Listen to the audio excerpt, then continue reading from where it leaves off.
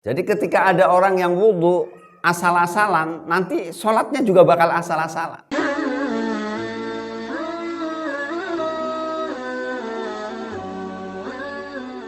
Assalamualaikum warahmatullahi wabarakatuh. Bismillahirrahmanirrahim. Alhamdulillahi rabbil alamin wa bihi nasta'inu ala umuri dunya waddin wassalatu wassalamu ala asrafil anbiya'i wal mursalin sayyidina wa habibina wa syafi'ina wa maulana Muhammadin wa ala alihi wa ashabihi wa man tabi'ahum bi ihsanin ila yaumiddin. Allahumma anfa'na bima 'allamtana wa 'allimna ma yanfa'na wa zidna ilman nafi'a wa atina hikmah. Allahumma arzuqna fahman nabiyyin wa hifdzal mursalin wa ilhamal malaikatil muqarrabin. Allahumma barik lana fi maqamina hadza. Allahumma barik lana fi majlisina hadza. Allahumma barik lana fi ulumina wa fi auladina wa fi rizqina. Walhamdulillahi rabbil alamin. Taqabbalallahu minna wa minkum taqabbal ya karim.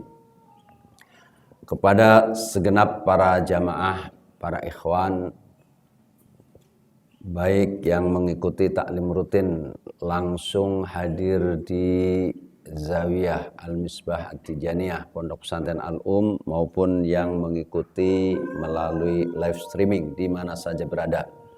Mudah-mudahan kita semua selalu mendapat cucuran rahmat, mahabbah, maghfirah Allah Subhanahu wa taala. Segala problem masalah yang sedang kita hadapi, mudah-mudahan Allah segera cepat selesaikan dan kita diberikan kekuatan iman Islam. Amin ya rabbal alamin. Bismillahirrahmanirrahim. Wa an Laqit ibni Sabirata, dari sahabat Laqit bin Sabirah, qala berkata, qala bersabda Rasulullah sallallahu alaihi wasallam, asbih al-wudu'a, asbihil wudu'a wa halil bainal asabi'i wa balligh fil istinsyaqi illa an takuna shaiman.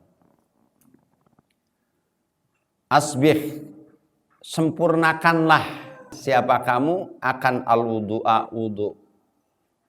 Wahalil, dan sela-selailah bainal asabi'i, di antara jari-jari. Wabaligh, dan sangatkanlah siapa kamu fil istinsyaqi, di dalam istinsyak, menghirup air ke dalam hidung. Illa antakuna, kecuali hendak ada siapa kamu itu shaiman, orang yang berpuasa. Akhrajahu, mengeluarkan akan hadis siapa al-arba'atu, imam yang empat, wa sahhahahu, dan mensahihkan akan hadis siapa Ibnu Khuzaimah. Ini hadis menunjukkan perintah agar kita menyempurnakan di dalam berwudu. Menyempurnakan wudu di dalam membasuh anggota-anggota wudu, menyela-nyelai jari-jarinya, baik jari-jari tangan maupun jari-jari kaki. Karena kesempurnaan wudu akan berdampak terhadap kesempurnaan sholat. Jadi orang kalau wudunya itu sempurna, untuk sholat sempurna lebih mudah. Kalau ibu-ibu, bapak-bapak ketika wudu itu betul-betul perhatikan syarat rukunnya, membasuh anggota wudunya dengan baik, dengan sempurna, maka ketika sholat itu lebih khusyuk. Jadi ketika ada orang yang wudu asal-asalan, nanti sholatnya juga bakal asal-asalan. Jadi ada keterkaitan di dalam sholat dengan wudu. Oleh karenanya penting agar kita memperhatikan kesempurnaan wudu. Li Abi Dawud, dan bagi Imam Abu Dawud, fi riwayatin, di dalam satu riwayat, iza tawadda'ta, jika berwudu siapa kamu, famadmid, maka berkumurlah. Jadi Berkumur salah satu dari gerakan wudhu, walaupun sunnah tapi tetap ditekankan untuk berkumur.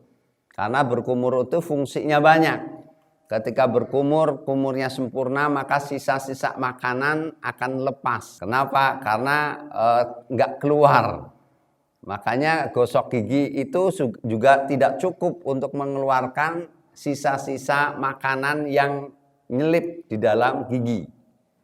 Nah, makanya biasanya pakai tusuk gigi kan, itu untuk mempermudah. Nah, habis itu dalam kumur akan mudah lebih keluar lagi kotoran-kotoran. Sebab ketika ada orang sholat, kemudian dia memainkan lidahnya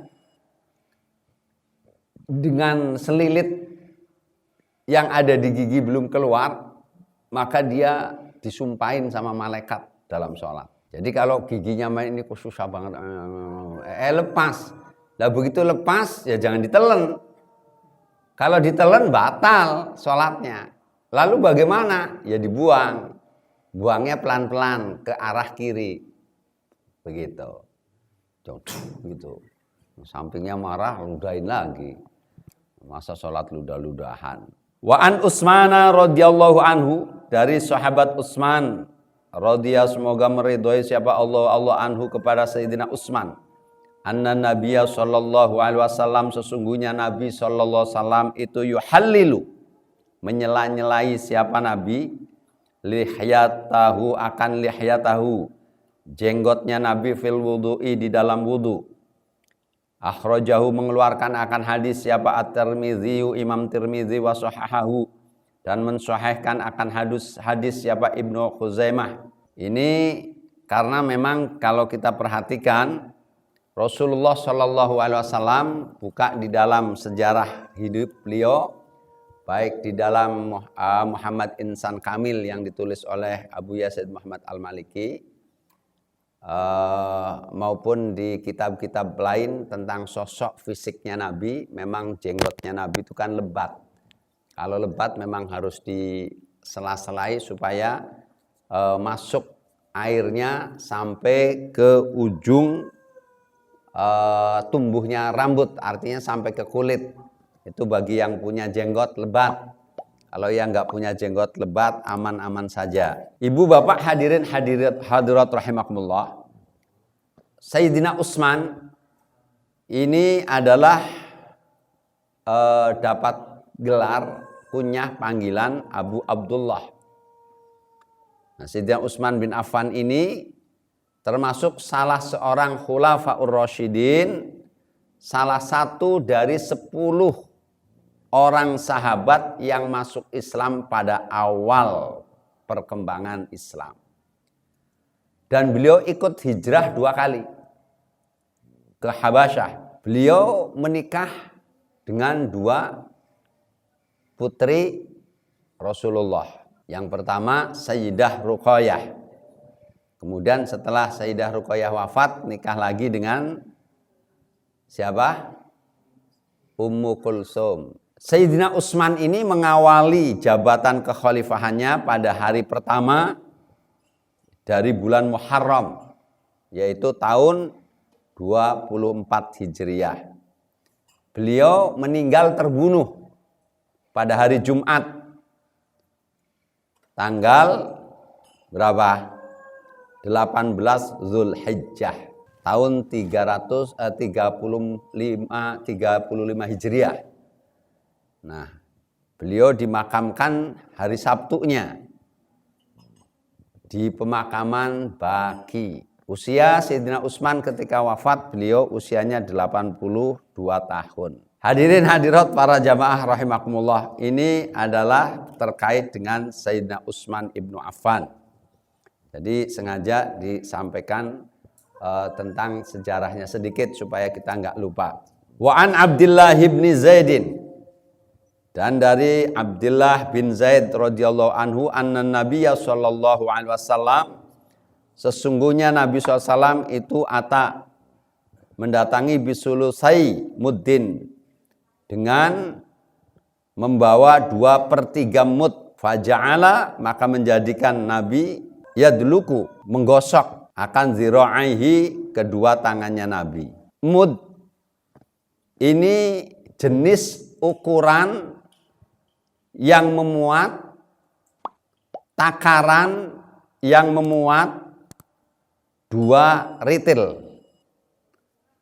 2 ritil itu sepenuh 2 telapak tangan manusia secara umum. Nah, air yang segitu Rasulullah jadikan untuk menggosok kedua tangannya. Jadi artinya ketika wudhu, kalau ngambil air ya sebegitu, kemudian dituangkan ke tangan. Karena kan nggak pakai keran. Dulu belum ada keran kan. Ini nggak lagi bicara yang pakai keran, yang pakai ngambil itu. Ngambil pakai tangan, bukan pakai gayung. Nah, artinya membasuh kedua tangan itu juga dengan air yang baru diambil, bukan air sisa untuk dibagi-bagi. Nah, di dalam riwayat Abu Daud dari hadisnya Ummu Imarah Al-Ansariyah dengan sanad yang hasan dikatakan annahu sallallahu alaihi wasallam tawaddo'a bi ina'in fihi qadra sulusai muddin. Jadi Nabi sallallahu alaihi wasallam wudu dengan air dalam bejana yang berisi air kira-kira 2/3 mud. 2/3 mud itu menunjukkan kadar volume air yang paling sedikit orang berwudu, Nabi berwudu. Jadi kalau volume kan isi ya. Kalau kita belajar matematik dulu kan, makanya di dalam fikih air 2 kolah itu 58 cm kubik. Itu minimal air 2 kolah. Nah, isinya kalau dihitung ada berapa liter tuh. Jadi kalau kurang dari itu kalau nggak salah 216. Kalau diukur dengan liter. Jadi kalau 1 galon belum cukup. 1 galon berapa liter? Ada tulisannya kan? 18 kan? 18 itu. Tapi bukan nggak cukup untuk wudhu. Belum cukup 2 kolah. Untuk wudhu cukup nggak? Cukup. Iya, jangankan 1 galon. 1 botol 1 liter cukup. Caranya tuang atau dibolongin, tusuk, mancur. Jadi tergantung cara penggunaan, cara berwudhunya. Ini penting diperhatikan karena akan terkait dengan kesempurnaan di dalam kita melakukan sholat. Ketika dia meninggal mendadak, dia punya wudhu, di dalam riwayat dikatakan malaikat Jibril ikut takziyah.